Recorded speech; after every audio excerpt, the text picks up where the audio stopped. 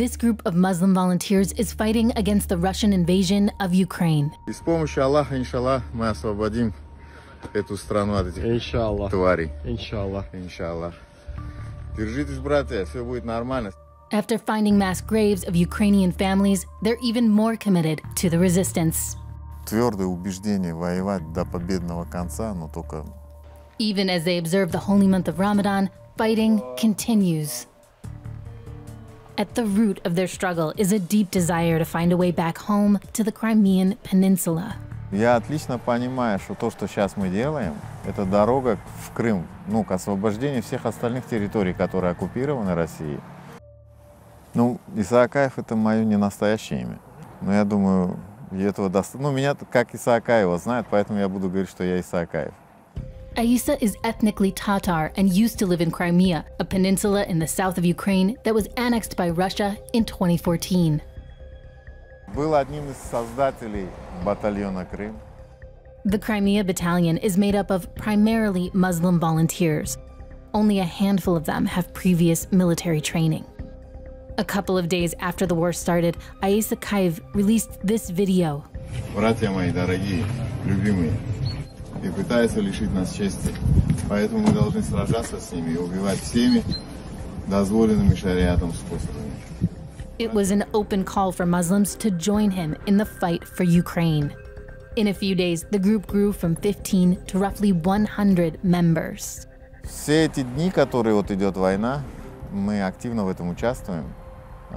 Часть людей занимается непосредственно ведением боевых действий, а часть людей вот здесь охраняет, ну, скажем, на блокпостах, чтобы был покой. The group has been fighting on the outskirts of Kyiv. Recently, they swept for mines and any remaining Russian fighters who might still be in the area. Ну, все эти дни мы участвовали во многих разных. Вот освобождение Матыжина, входили мы там, зачистку делали. Одним из первых вошли туда. In that village, the battalion found civilian mass graves. They recorded these disturbing images. A survivor was able to identify some of the bodies. Там получается женщина, муж и ребенок. Такая вот нездоровая вещь. These mass graves are not isolated incidents. Ukraine has reported nearly 11,000 alleged crimes since the conflict began and is preparing to prosecute Russian soldiers in their custody for war crimes. Конечно, все равно, когда мирных жителей видишь, и когда женщин, обычных людей, просто представляешь, с каким ужасом они сталкиваются, конечно, это неприятно очень. Здесь мы нашли, получается, здесь 4, там 2, 6, там 7 человек. То есть здесь, возможно, еще где-то захоронение есть. Ну, просто жили там. Вот, чтобы далеко не ходить, прям рядом убивают, хоронят. Прямо под трупами? Ну вот блиндаж, вот здесь вот люди похоронены. Some of the battalion's fiercest fighting happened in this zoo.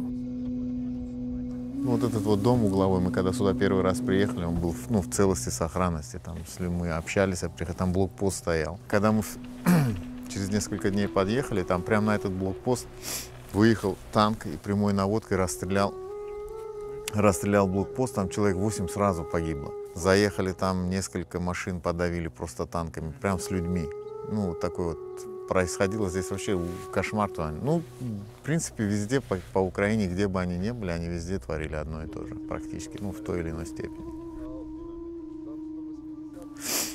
Сначала было такое чувство горечи, твердое убеждение воевать до победного конца, но только это наше обязательство перед всем остальным человечеством.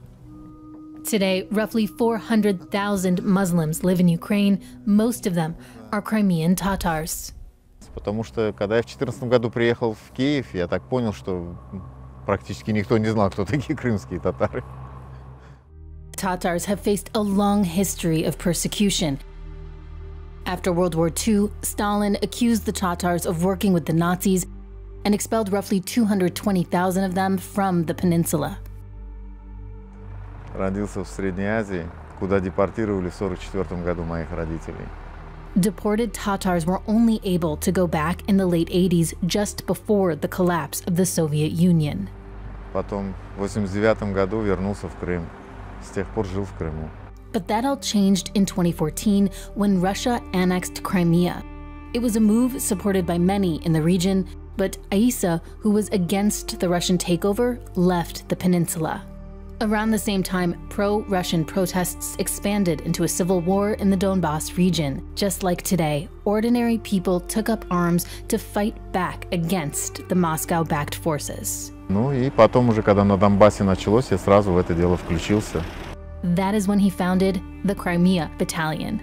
Since then, Aissa and his family settled in Kyiv among tens of thousands of Tatars who were now living in exile. Aissa's family has been fighting to keep their culture alive for decades. Обиделась, видишь, не хочет со мной общаться. А?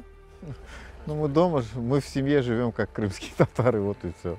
Ну, говорим на родном языке, какие-то там, ну, рассказываем друг другу истории, которые касаются нашей семьи, нашего народа. Оглодем, ну ходим, салам алейкум. У меня 13 детей, 7 мальчиков и 6 девчат. И есть 2 внуков. Да, мне с внуком пообщаться. Не Мухаммад.